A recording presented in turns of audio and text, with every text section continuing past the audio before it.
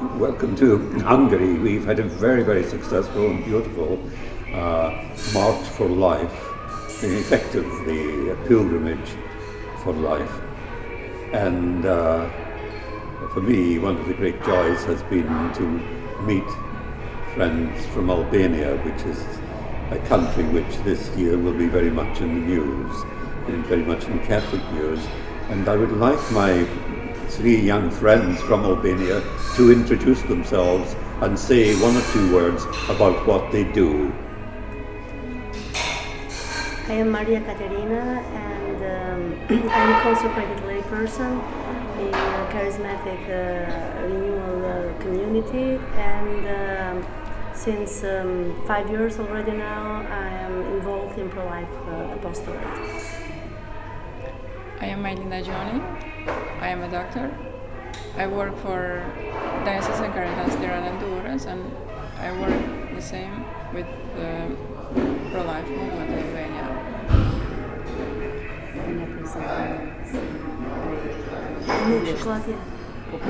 Okay. My name is Zina. I come from Albania. We are the same community with Maria Caterina. And we do together pro-life apostolate.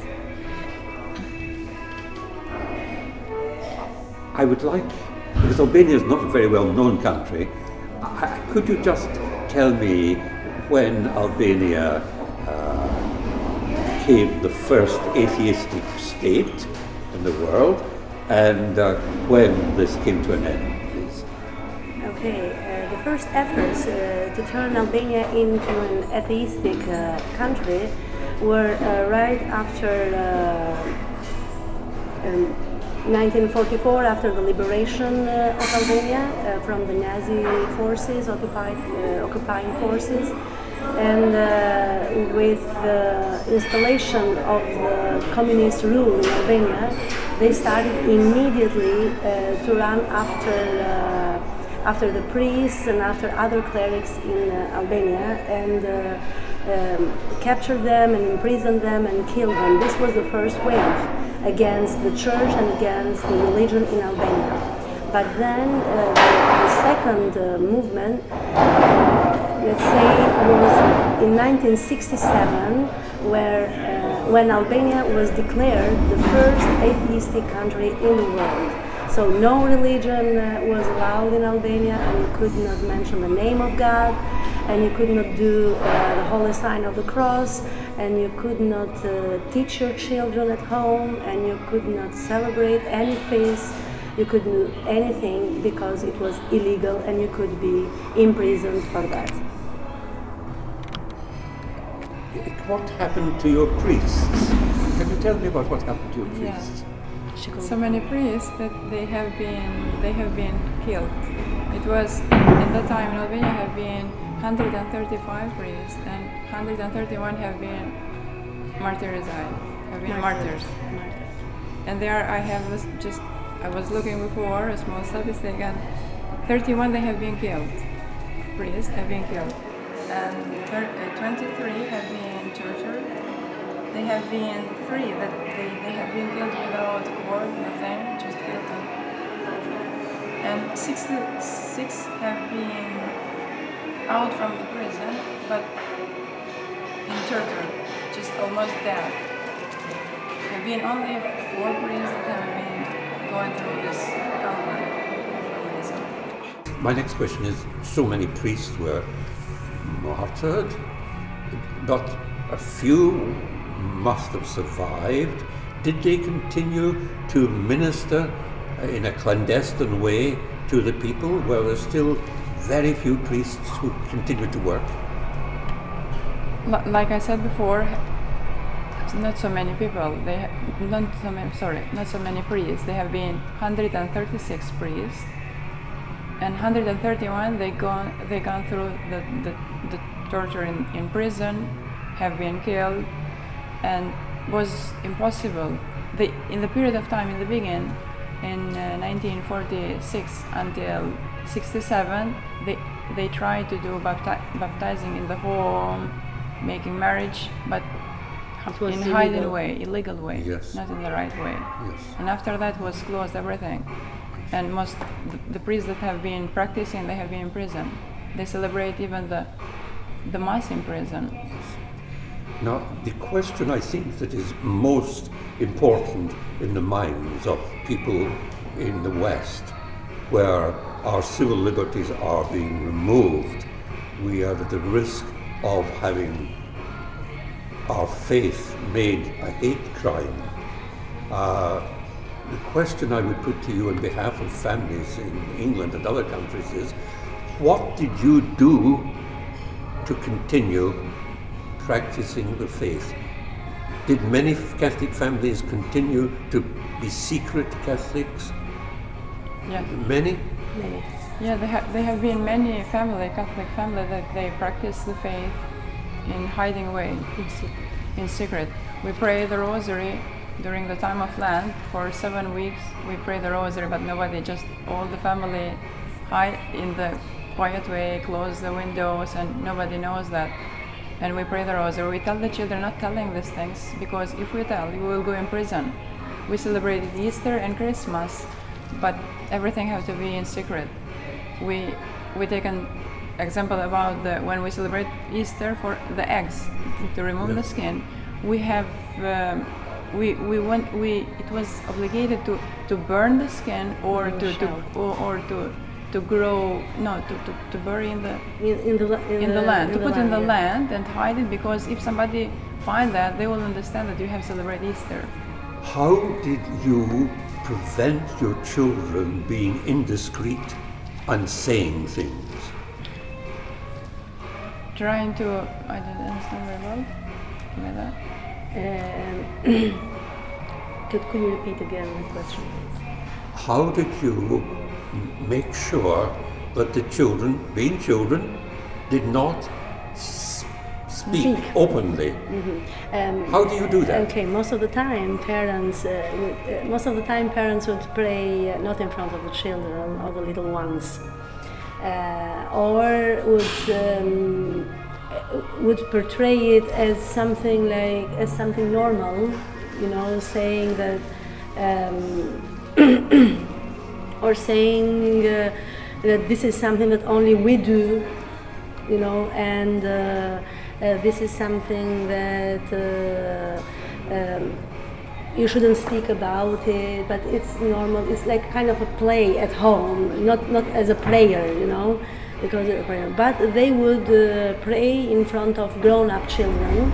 That was not a problem, because they would understand what was the situation.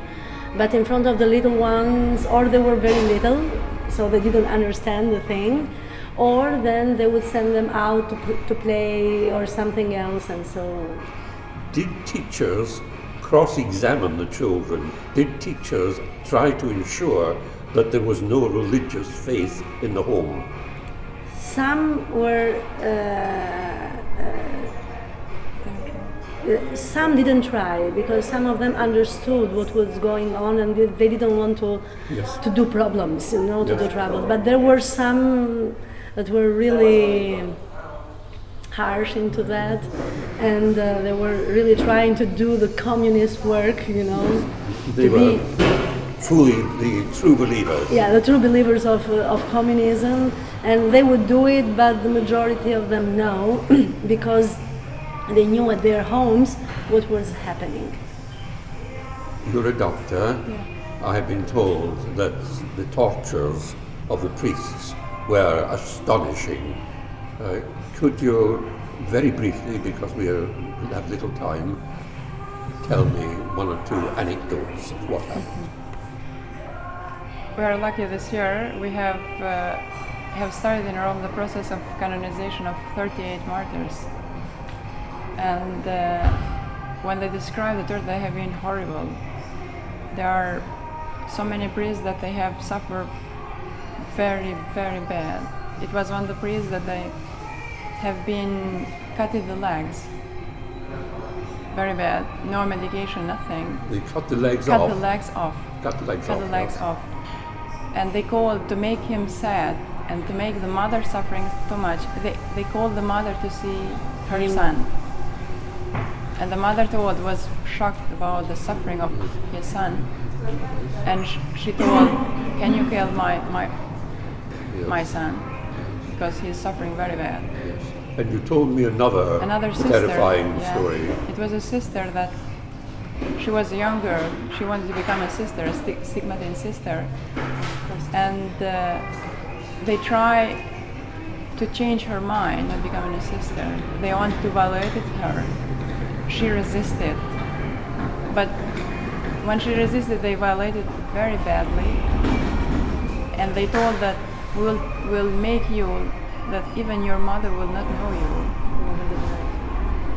will not recognize you, and they put in a sock. Yeah, they put in a sock, and inside of this sock they put a cat.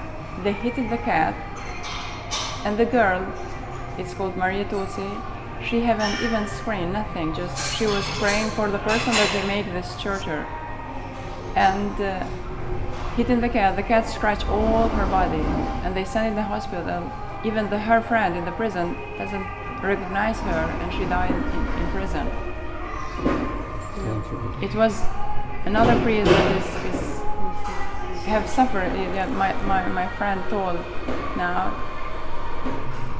There have been two priests. One was old, and the other was young priest. And the older told, "You have to be resisted of this torture, because somebody have to tell what is going on with us." Yes. And he resisted, and after he suffered 27 years in prison, and after he wrote a book that it was called Live to Tell What Happened. And it's all the testimony how much they suffered. It was another priest that they have tortured him, and he died, and after he tortured, they put him in the toilet, with the head in toilet, and he died in toilet. Thank you. This suffering is just truly terrible.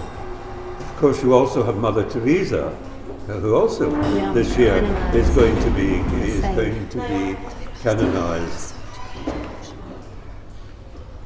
We now have almost run out of time. I think that Albania really is the bleeding heart of Europe, and I think it is really because of this suffering the heart of the Church in Europe. These young ladies are now putting into effect the gospel of life. They are working to prevent abortion, to support families, to evangelize, to very much do what St. John Paul the Great wants us to do. And I would like to appeal to the pro-life movement throughout the world to come to their assistance. But I have a question. We have had this wonderful conference and the March for Life. Do you have any plans at all for having a conference in Tirana in the future? Have you had any ideas of this at all? Yes. We have been thinking in having a conference, an international conference on pro-life issues in Albania, and we would like to have the help of others as well to be assisted in organizing this conference in Albania, because it is important. It is important. Why? I wanted to reiterate as well the reason why those martyrs are being canonized this year, and the reason is because they defended their faith. They did not deny Christ, they did not deny the Church, the teachings of the Church, and they are a big witness to us. And that's why we want to do this conference, because we want to keep strong and we want to continue with the teaching of the Church in defending life. We want to defend the teaching of the Church in protecting the unborn. We want to defend the teaching of the Church in protecting the families, and we want to defend the teaching of the Church in being obedient to the Pope. as our martyrs as well did that, and that's why they are canonized this year. And Albania is a land of martyrs, and we know that we have hope because they have built before us, and we are here today because they gave their life for Christ. And so we really want to do this conference in Albania in order to get the attention of all those people who have a say on families' issues, either within the church, either outside of the church, to understand how important it is to protect the families now, not only in Albania, but in entire Europe and in entire world. As a corresponding member of the Pontifical Academy for Life in the Vatican, I warmly support this and would appeal to the pro-life movement throughout the world to come to the assistance of our brave, martyred church in Albania. Thank you.